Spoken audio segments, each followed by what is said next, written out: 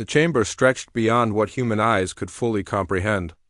Ambassador Marcus Webb stood on a platform that floated in the center of a massive spherical space, surrounded by tiers of seating that rose in every direction like the inside of a globe. Thousands of alien beings occupied those seats, representing species from across the galaxy. Some breathed methane and sat behind shimmering force fields. Others existed as pure energy, contained in crystalline vessels. A few were so large they appeared only as holographic projections. Their actual bodies too massive to fit inside the station. Marcus had prepared for this moment for 3 years. Ever since humanity received the summons to appear before the Galactic Council. He wore a simple black suit, deliberately chosen to contrast with the elaborate robes and biological displays of the alien delegates. His only ornamentation was a small pin showing Earth from space, a reminder of what he was here to protect, the presiding judge. A being called Vexler from the ancient Threne civilization rose from the highest tier. His body resembled a massive insect with 4 arms and compound eyes that reflected light in unsettling patterns. When he spoke, his words were translated instantly into every language in the chamber, creating an eerie chorus of overlapping voices. The human delegation stands accused of 17 violations of council law, unauthorized colonization of protected worlds, military exercises in restricted space, technology development beyond approved parameters, and most seriously, refusal to submit to mandatory inspections. How do you answer these charges? Marcus took a slow breath. Every eye in the chamber focused on him. This was the moment that would determine humanity's future among the stars. He had been warned by the few friendly species that most council members had already decided. The vote to expel humanity was a formality, but Marcus had not come to beg for mercy. He had come to make them understand their mistake. Presiding judge, honored delegates, I answer these charges with a question. When did caution become a crime? When did rapid progress become evidence of guilt? Humanity has existed in space for barely a century. We have claimed 17 star systems in that time. I ask you to remember your own histories. How many systems did the Threne Imperium claim in their first century? How many worlds did the Shealis flock settle before anyone could object? The answer is hundreds, not 17. A murmur spread through the chamber. Vexler's mandibles clicked with irritation. You deflect the charges with comparisons. The galaxy was different when our civilizations expanded. There was no council to maintain order. Exactly, Marcus replied, his voice growing stronger. There was no one to tell you to slow down, to ask permission, to submit your technology for inspection by those who might use it against you. You expanded freely and then created laws to prevent others from doing the same. You call it maintaining order. I call it pulling up the ladder behind you. The chamber erupted in angry responses. Delegates shouted in languages that made the translators struggle. Vexler struck a resonating gong that sent vibrations through the entire station, demanding silence. You dare accuse this council of hypocrisy? You, whose species has been part of galactic society for less time than most of us spend in educational training. Marcus smiled, and there was something in that smile that made several delegates lean forward with sudden interest. I accuse the council of fear. You are afraid of humanity not because of what we have done, but because of what we might become. You see how quickly we advance and it terrifies you? So you create charges that sound reasonable, violations that seem legitimate, but the real reason is simple. You want us contained before we become too powerful to control. A delegate from the aquatic Murren species spoke, her voice bubbling through her translation device. If we are so afraid, why did we invite humanity to join the council at all? Because you needed another vote, Marcus answered immediately. The balance of power was shifting. The Threne were losing influence to newer civilizations. Bringing humanity and gave the old guard another ally, or so you thought. But we did not behave as expected. We questioned policies that had stood for millennia. We proposed changes to trade laws that benefited everyone except the established powers. And worst of all, we refused to show you our military technology. Vexler leaned forward, his massive form casting a shadow across the chamber. Yes, that refusal. Explain it. Every council member submits to security inspections. How can we trust a species that hides its capabilities? Marcus had been waiting for this question. You cannot trust us. Just as we cannot trust you. Trust must be earned through actions, not demanded through inspection. We have not attacked anyone. We have not threatened anyone. We have simply defended our own space and our own interests. If that makes us dangerous, then I suggest the problem lies not with us, but with a system that demands subordination as the price of membership. The chamber fell silent. Several delegates shifted uncomfortably. Marcus had voiced what many younger civilizations felt but dared not say. The council maintained peace. But it also maintained the dominance of ancient species over newer ones. Vexed, their eyes seemed to glow with anger. You have revealed your true nature, Ambassador Webb. You do not seek cooperation. You seek to undermine the very structures that have kept this galaxy stable for 10,000 years. The council will vote on your expulsion. Delegates, cast your decisions. The voting took almost an hour. Each species had their own method of indicating their choice. Lights of different colors appeared on a massive display board. Green for maintaining humanity's membership. Red for expulsion. As the votes accumulated, the pattern became clear. The ancient species voted red almost unanimously. The younger civilizations were divided, some voting green, others abstaining out of fear. Marcus watched the tally climb. 41 red votes, only 6 green. The abstentions would not save humanity now. When the final count appeared, Vexler announced the result with obvious satisfaction. By lawful majority, humanity is expelled from the Galactic Council. You have 6 standard months to evacuate all colonies within Council-protected space. After that deadline, any human presence will be treated as hostile invasion. This judgment is final. Do you have any last words, Ambassador? Marcus looked around the chamber one final time. He saw satisfaction on some faces, relief on others, and on a few, something that might have been regret. He straightened his shoulders and spoke clearly so every translator would capture his words perfectly. You have made a grave error today. You mistake our restraint for weakness. You interpret our desire for peace as inability to wage war. You believe that by casting us out, you eliminate a problem. But I promise you this. The day will come when you face a threat you cannot defeat. When your ancient weapons fail and your old strategies collapse, on that day you will remember humanity. You will call for our help. And you will discover that we are no longer interested in saving those who abandoned us. He turned and walked toward the exit platform. Behind him, nervous laughter erupted from some delegates, but others remained silent. They had heard something in the human's voice that troubled them deeply. Not anger or desperation, but certainty. As if Marcus knew something they did not. The platform carried Marcus to the docking bay where his ship waited. As he boarded, he activated his secure communication link to Earth. President Elena Reeves appeared on the screen. Her expression calm. The vote was 41-6 for expulsion, Marcus reported. Elena nodded slowly. Then it is time. Activate the Exodus protocol. And send the signal to Project Threshold. Tell them to begin final preparations. The Council has given us 6 months to leave. That is more than enough time to show them what humanity becomes when the chains are removed. Marcus allowed himself a small smile. They think they have defeated us. Let them think that, Elena replied. For now. The observation deck of the research station Distant Eye offered a perfect view of the boundary between Council space and the human quarantine zone.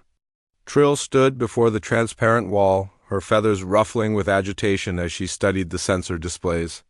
5 years had passed since humanity's expulsion, and in that time, she had documented something that no one else seemed willing to acknowledge. Ships were disappearing. Her colleagues dismissed her concerns as paranoia. The missing vessels were mostly pirates and smugglers, they argued, criminals who probably destroyed each other or fled to uncharted space. But Trill had analyzed every case carefully. The pattern was unmistakable. Every ship that crossed into human territory vanished completely. No wreckage. No distress signals. No survivors. Just silence. You need to stop obsessing over this, her supervisor chirped from behind her. Whistler was an older Kellis, his feathers dull with age and his mind closed to possibilities that challenged comfortable assumptions. The humans were expelled. They retreated to their own system. Whatever they are doing there is no longer our concern. Trill turned to face him, her crest rising with frustration. 17 ships, Whistler. 17 confirmed disappearances in 5 years. The probability of that being coincidence is less than 1%. Something is happening in that zone and we are deliberately ignoring it. The humans posted warnings.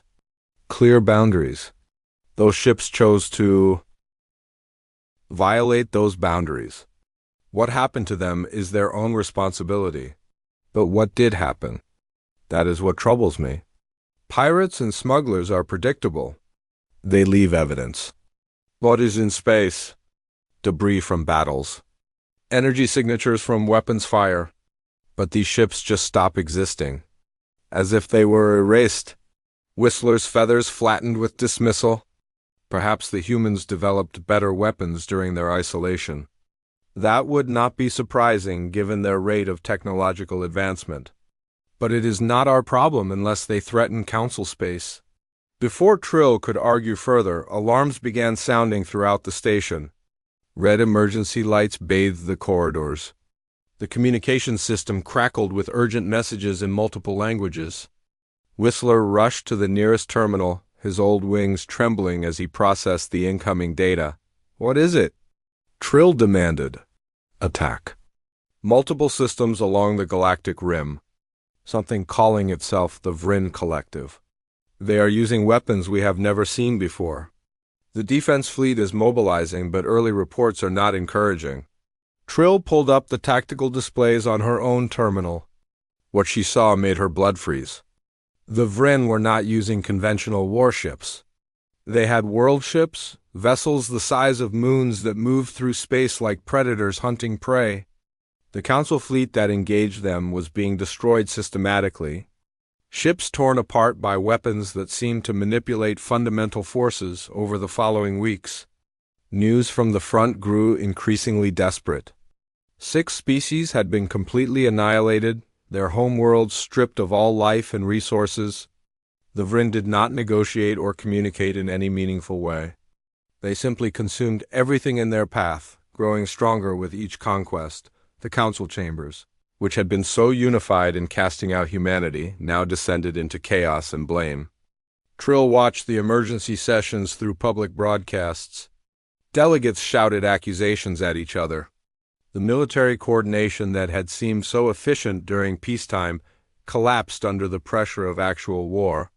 Vexter, now serving as military coordinator, addressed the council with barely controlled panic.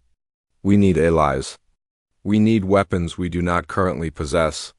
We need technology that can match the Vryn's capabilities. A long silence followed his words. Everyone knew what he was suggesting, but no one wanted to be the first to say it aloud. Finally, the Murran delegate spoke, her voice heavy with resignation. We need to ask humanity for help. The chamber erupted. Half the delegates shouted in opposition. The ancient species saw it as humiliation, a betrayal of everything they had fought to preserve. But the younger civilizations remembered Marcus Webb's final warning. They remembered the certainty in his voice when he promised that humanity would not come to their aid. The debate continued for days. Meanwhile, the Vryn advanced, claiming system after system. Finally, desperation overcame pride. The council authorized a small delegation to approach the human quarantine zone. Trill volunteered immediately, joined by Pox, a respected Murran diplomat, and Stryker, a callous military observer. Their ship, the Harmony, approached the boundary with extreme caution. The warning buoys activated as they drew near, broadcasting their message in every known language. Beyond this point lies human space. Entry is forbidden. Trespassers will not be warned again. Should we turn back? Stryker asked nervously. Pax shook her head. We carry diplomatic credentials and urgent messages. International law protects us? International law is a council creation, Trill observed quietly. The humans are no longer part of the council. They may not recognize our protections. Despite her concerns, they crossed the boundary. The moment they did, everything changed. Communications went dead. Navigation systems failed. The ship drifted in darkness that seemed deeper than normal space. For 3 hours, they waited in growing terror, wondering if they would become the 18th disappearance on Trill's list. Then lights appeared. Geometric patterns that hurt to look at directly, suggesting structures that existed partially outside normal three-dimensional space. A voice spoke, rendered in perfect council standard, but with an accent that seemed wrong somehow, as if the speaker had learned the language from ancient recordings rather than living teachers. "State your purpose. You have 10 seconds. Pox responded quickly, her voice steady despite obvious fear. "We are an official diplomatic delegation from the Galactic Council. We seek audience with human leadership regarding a matter of mutual concern. The galaxy faces an existential threat from the Vrin Collective. We request aid under ancient laws of mutual defense." Silence stretched for a long moment. Then the voice spoke again. "You will be escorted to Processing Station Gamma. Do not attempt to deviate from the designated course. Do not activate weapons or advanced sensors. Compliance ensures safety." Their ship began moving, pulled by forces they could not detect toward a destination they could not see. As they traveled, the lights grew brighter, and slowly their eyes adjusted enough to perceive their surroundings. Trill gasped. They were inside a ring structure that surrounded a black hole. Not near it, but around it, using the singularity itself as a power source. Energy was being drawn directly from the event horizon through technology that violated every law of physics she understood. The station pulsed with power on a scale that made the largest council facilities look like primitive batteries. Through windows, they saw humans walking corridors in uniforms they did not recognize. The design suggested military organization, but with symbols and ranks that matched no database. Technology visible through open doorways was decades beyond what humanity had possessed 5 years ago. "This is impossible," Stryker whispered. "No species advances this quickly. It takes centuries, millennia to develop such capabilities." Trill studied the structures more carefully. Unless they were already developing it in secret. Unless everything we saw during their council membership was deliberate restraint, hiding their true capabilities until the right moment.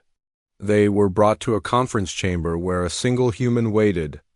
His hair was gray and his face bore scars that suggested combat experience. His eyes held a sharpness that made all 3 delegates uncomfortable.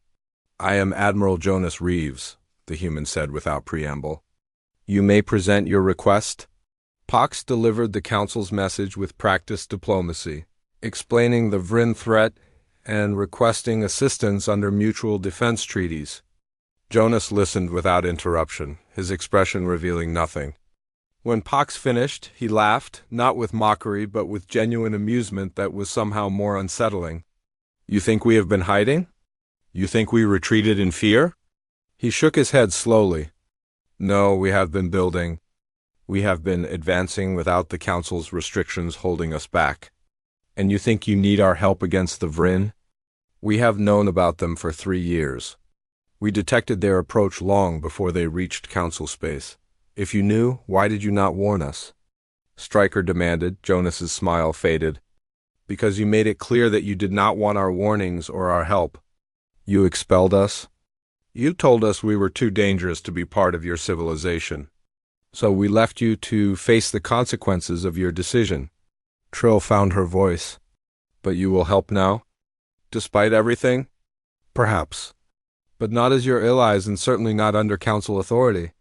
The Galactic Council is a failed institution. It maintains order through stagnation. It preserves peace by preventing progress. We will not rejoin it.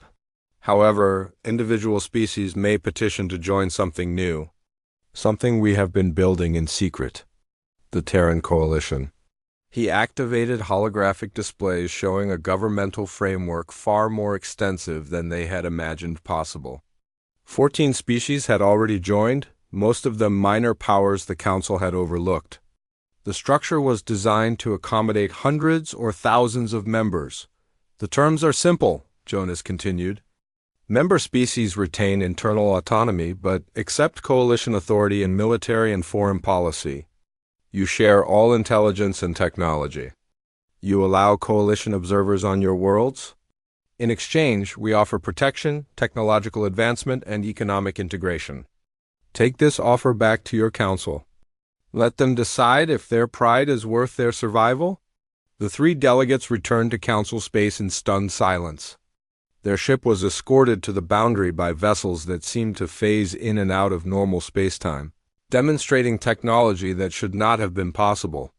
Trill recorded everything, knowing that what she had witnessed would change the galaxy forever. As they crossed back into council territory, she looked back one final time. In the distance, a human fleet was mobilizing. Ships numbered in the thousands, all bearing the symbol of a phoenix rising from flames.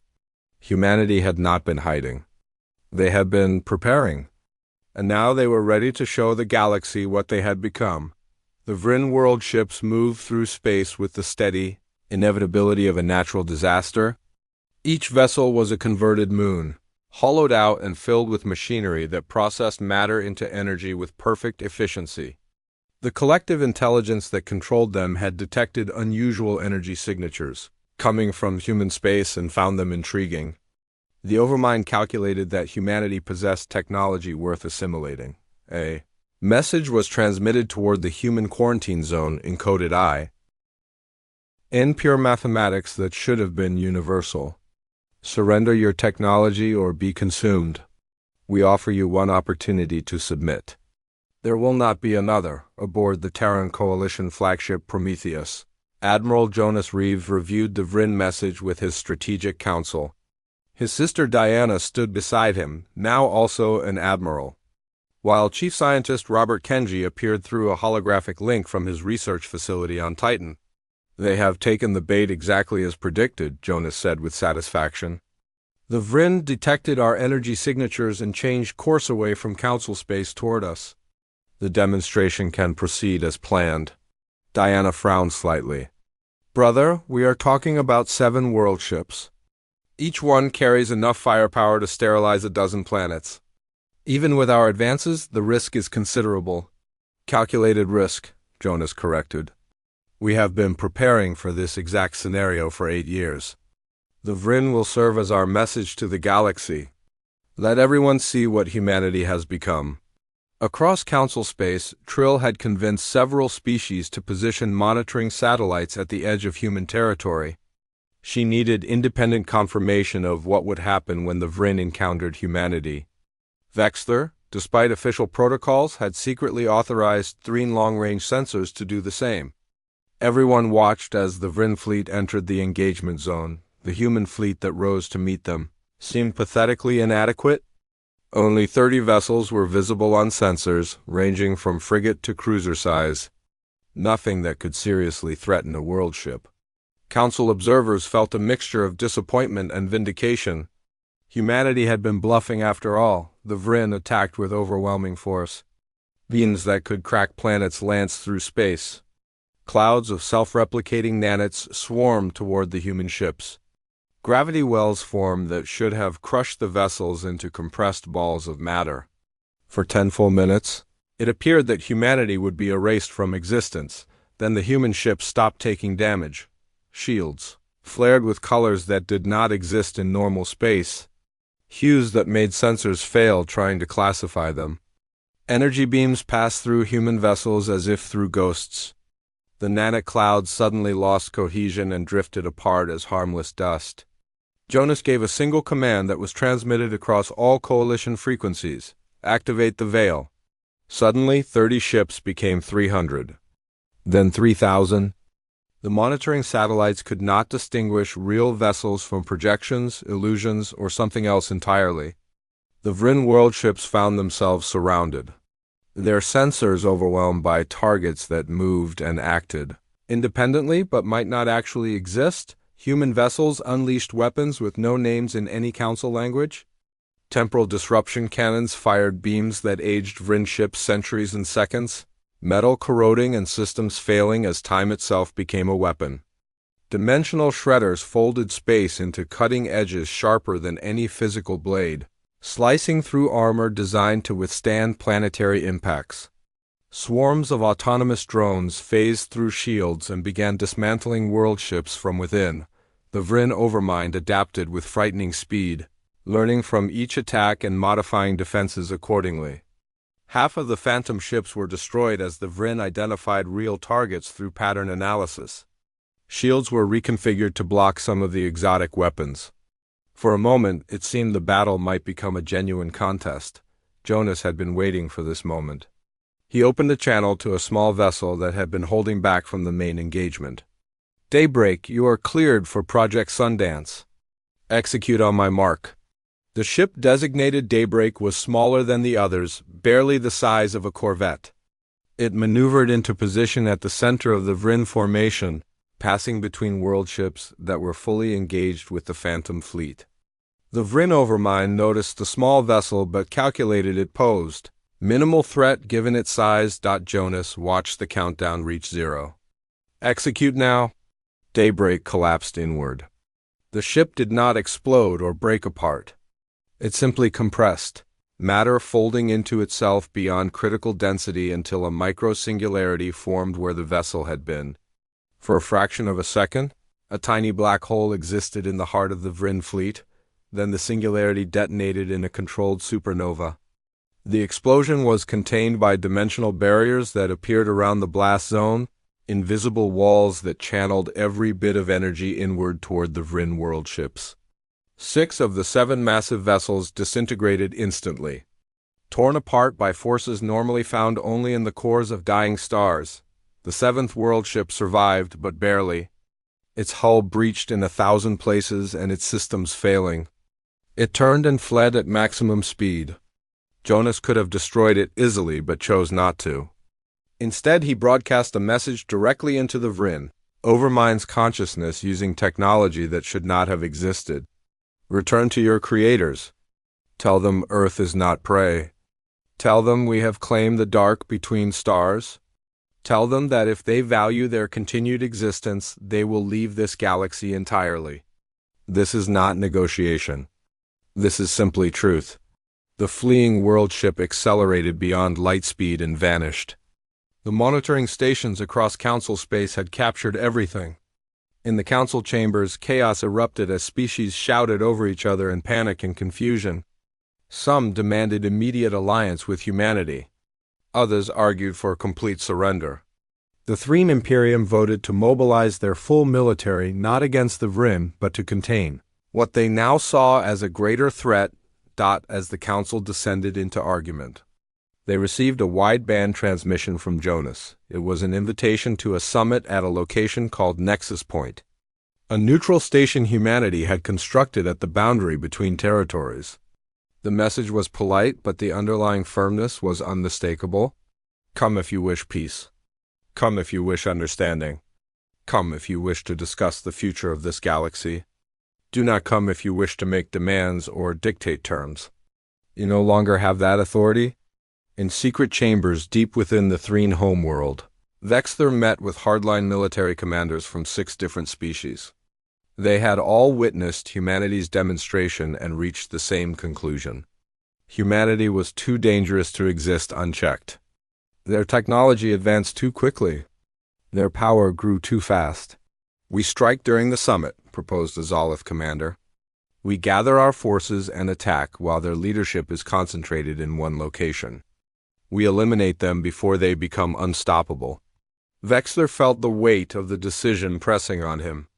Military doctrine taught that preemptive strikes against existential threats were justified. But he remembered Ambassador Webb's warning from 5 years ago. He remembered the certainty in that human's voice. "If we do this, there is no going back," Vexler said slowly. "Are we certain we can win?" The assembled commanders presented their plan with confidence.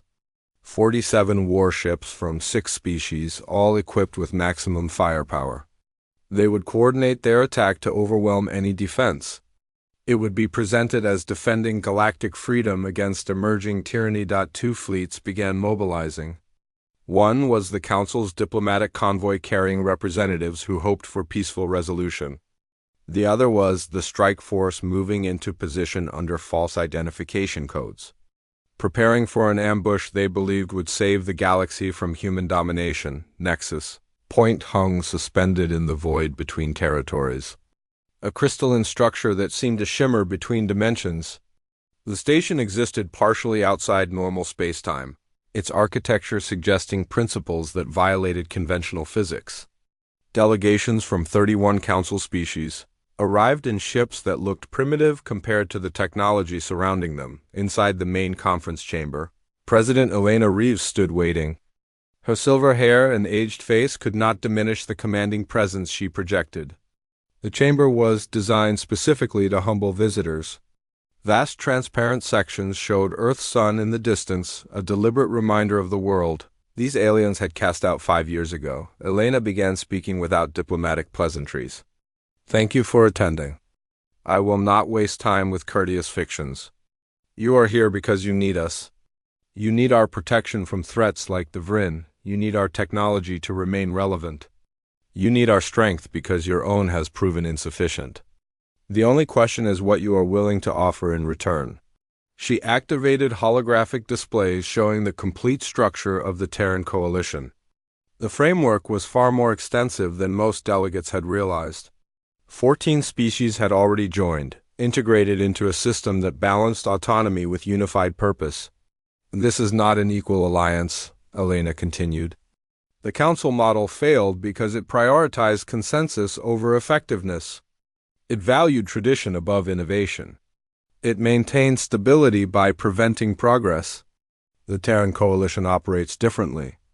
We offer technological sharing, economic integration, and protection from external threats. In return, member species accept coalition oversight of military matters, share all strategic intelligence, and allow human observers on their worlds. The chamber erupted in angry responses.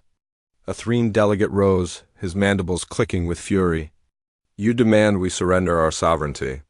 You ask us to abandon everything our civilizations built over millennia. I ask you to join something greater, Elena replied calmly. Your ancestors built impressive civilizations that have survived for ages. But survival alone is not enough. The Council kept you safe but stagnant. The Coalition will make you strong, but strength requires sacrifice. Delegates immediately split into factions. Progressive species like the Murans and Kellis saw opportunity in Elena's proposal. Conservative powers saw only subjugation disguised as cooperation. Arguments erupted across the chamber, conducted in dozens of languages, creating a cacophony that the translation systems struggled to process. Some species walked out in protest. Others remained but refused to engage seriously with the proposals. Trill tried desperately to reach security personnel to warn about the impending attack, but her message was lost in bureaucratic confusion. Different species had different security protocols, and no one wanted to accept warnings from a researcher with no official authority. The strike force arrived with perfect timing, appearing just as tensions in the chamber reached their peak. 47 warships from 6 species materialized at the edge of sensor range, all equipped with maximum weaponry. Vexler's voice broadcast across all frequencies with prepared justification. We do this to preserve freedom. We do this to prevent tyranny. No single species should hold such power over all others. Humanity must be stopped before they enslave us all.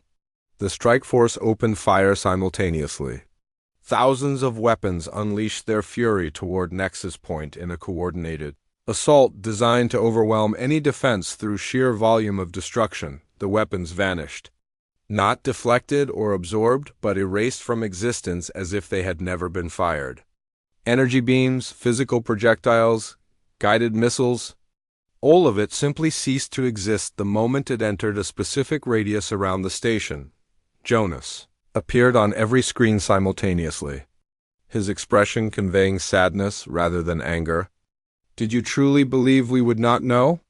We monitored your communications for 3 weeks. We allowed you to come because the Council needed to witness who actually threatens peace. The attacking ships found themselves frozen in space, held by gravitational nets that no amount of thrust could overcome. Jonas continued speaking, his words broadcast to every vessel and every delegate. We could destroy you. We could erase you from existence as easily as we erased your weapons. But we will not. Because unlike you, we understand that strength without mercy is mere barbarism. While the military crisis unfolded above the station, Trill had been exploring Nexus Point's public areas. What she discovered shocked her more than any weapon demonstration. Humans lived and worked alongside other species in what appeared to be genuine cooperation rather than subordination. She encountered a callous engineer named Whistler who had left Council Space years earlier. His feathers were bright with health and contentment, very different from the stress-dulled appearance common among callous under Council authority. Why did you leave? Trill asked directly, Whistler chirped with amusement. Because here I am judged by my contributions rather than my lineage. In Council Space, my research proposals were rejected because my clan was considered too inexperienced. Here I proposed a new propulsion system and received a fully funded laboratory within weeks. That system now powers half the Coalition fleet. He showed her around the station, introducing beings from multiple species who shared similar stories. The Terran Coalition was not exclusively human. It was a genuine multi-species alliance built on merit rather than tradition. On innovation rather than ancient status, Elena addressed the summit again. Her words broadcast across both Council and Coalition space. The frozen strike force hung visible above, a physical reminder of humanity's power, but her message targeted everyone. You cast us out for being different, for being dangerous. But danger and evil are not synonymous. A blade is dangerous, but in proper hands it protects the innocent. Fire is dangerous, but it provides warmth and light. Yes, we are dangerous, but we offer something the Council never could. True unity based not on fear or tradition, but on shared purpose and mutual respect. She gave the frozen strike force a choice. Stand down and face judgment from their own governments, or continue hostility and face imprisonment. Then she addressed all gathered species. You must decide individually. Join the Coalition and accept our terms. Remain independent and establish trade agreements. Or return to Council space and face the future alone. Choose wisely because this opportunity will not be repeated. The voting process took 3 days. 13 species, including the Murans and Callus, voted immediately to join. Their representatives recognized which direction galactic power was shifting. 8 chose independence with trade agreements, preferring sovereignty while benefiting from coalition protection. The remainder, led by the Threen, withdrew to Council space, vowing to maintain their traditional authority. The Threen Imperium recalled Vexler in disgrace. His failed attack had humiliated the entire species and destroyed their credibility. In brutal political purges, he was stripped of all rank and exiled. As his ship departed Nexus Point, he watched the station expanding as workers from multiple species labored together on new construction. He realized his greatest fear had manifested, but not as he expected. Humans were not conquering through force.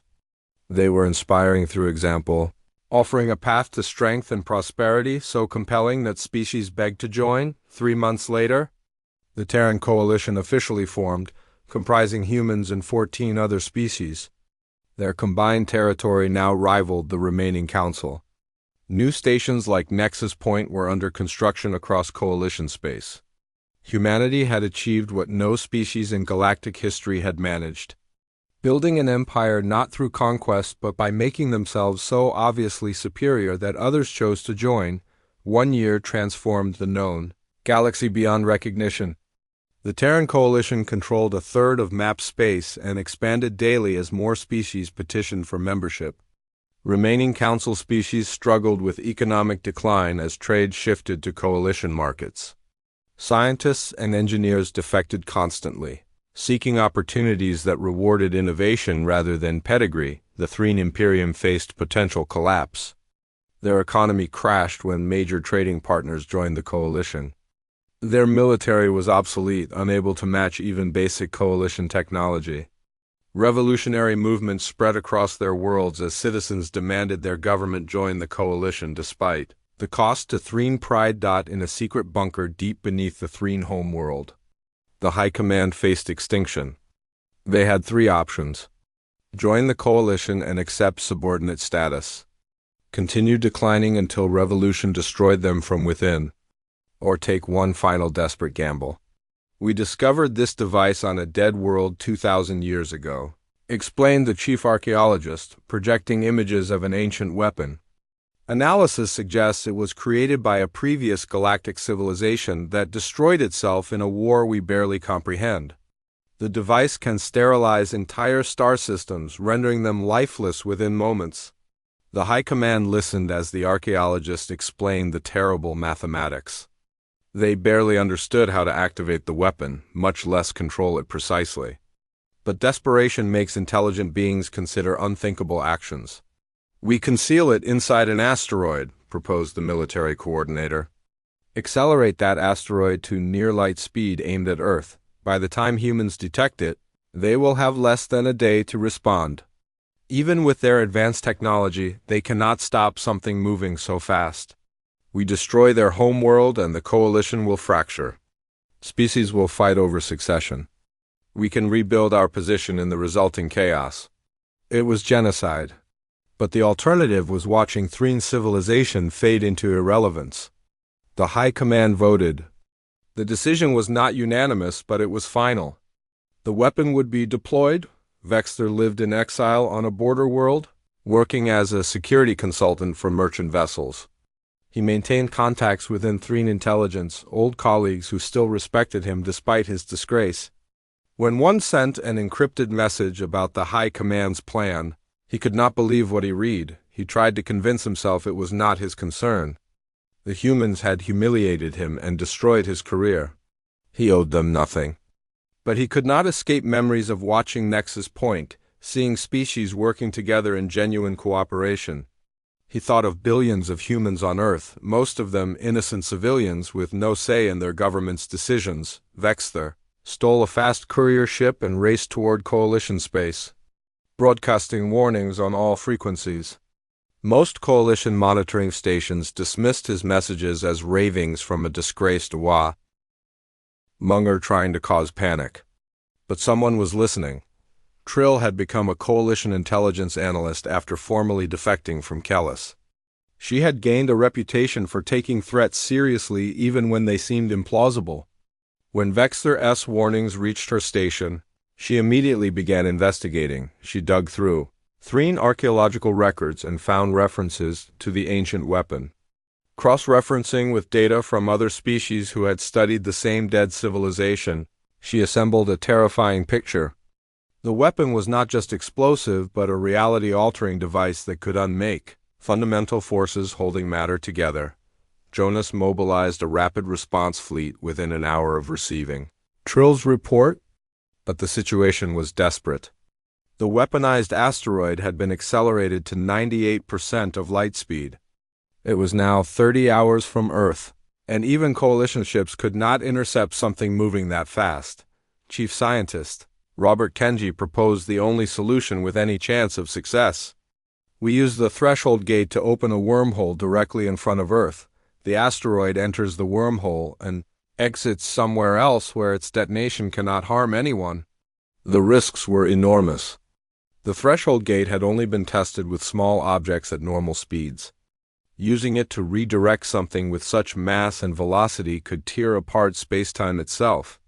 Miscalculate even slightly and they could destroy Earth more thoroughly than the weapon would. "Do it," Jonas ordered. "We did not survive the Council's rejection and build an empire just to die from a coward's attack." On Earth, 8 billion humans watched as Coalition ships positioned themselves in orbit. Admiral Diana Reeves broadcast a message carried across every communication channel on the planet. "Humanity faced extinction once when the Council cast us out. We turned isolation into opportunity. We transformed rejection into strength. Today we face extinction again, and we will turn it into victory. We will not evacuate. We will not flee. We stand together." Humans refused to panic. In cities and farms and orbital stations, they watched the sky with calm determination. Coalition allies positioned their fleets alongside human vessels. The Kellis sent their entire defense fleet. The Murans contributed their gravity manipulation ships. Even species that had not formally joined the coalition sent representatives to stand with Earth. With 10 minutes until impact, Kenji activated the threshold gate from his facility on Titan. Space tore open in front of Earth. A swirling vortex that screamed with the sound of violated physics. The weaponized asteroid hit the wormhole's event horizon and vanished, redirected to an empty void between galaxies where it detonated harmlessly, but the gate did not close as planned. The massive energy transfer had destabilized the wormhole. It remained open, growing larger, and something was coming through from the other side. A signal pulsed from the wormhole in a language no species recognized. Coalition artificial intelligences worked frantically to translate. When they succeeded, the message was simple and deeply unsettling. "Thank you for opening the door. We have been waiting." Shapes began emerging from the wormhole. They were ships, but nothing like any known vessel. They dwarfed even the Vryn world ships, structures that seemed grown rather than built. There were hundreds of them, with more appearing every second. Jonas ordered all coalition fleets to battle stations, but Elena overrode him from Earth's surface. She opened direct communication to the unknown arrivals. "I am President Elena Reeves of Earth and the Terran Coalition. Identify yourself and state your intentions." The response came in perfect English, the voice neither male nor female. "We are the architects. We seeded this galaxy with life 3 billion years ago as an experiment in biological evolution. We left to explore other realities beyond your comprehension. But we have been monitoring through quantum sensors woven into space itself. Humanity's achievement in breaching dimensional barriers has earned our attention. We wish to extend an invitation. Join us in the space beyond galaxies. Share your discoveries. Help us explore realities your current technology cannot yet perceive." It was an offer of ascension, a chance to join beings operating on a level beyond normal civilization. Every species would have accepted without hesitation. Elena took a long moment before responding. "We are honored by your invitation, but we respectfully decline. We are not ready. We have responsibilities here. Species under our protection. Enemies to guard against. A society still finding its way. Perhaps in time we will be worthy. But that time is not now. Ask us again in 100 years. We will have an answer then." There was a long silence. Then the architect vessels began retreating into the wormhole. Their final message carried what might have been approval. "Wise, few species recognize their own limitations. We will return in 1 century. Prepare yourselves. There are threats beyond the Vryn, challenges we ourselves cannot face alone. We believe humanity will be ready." The wormhole collapsed. The crisis was over, but everything had changed. The Threen Imperium collapsed within days, its government overthrown by citizens demanding accountability. The council formally dissolved. The age of the coalition had begun. 5 years later, the galaxy was transformed. The coalition encompassed 87 species. Trade flourished. Technology advanced at unprecedented rates. Wars became rare. Poverty declined. Elena stepped down as president in a ceremony on Earth. In her final speech, she reflected on the journey. "They banished us thinking we were too dangerous. They were right to fear us, but wrong about what we would become. We did not forge an empire through fear. We built one through hope." In a classified facility, Robert Kenji stood before a new project. A seed ship designed to cross not just space but time itself, carrying humanity's knowledge backward to when the architects first seeded the galaxy. Diana asked him why.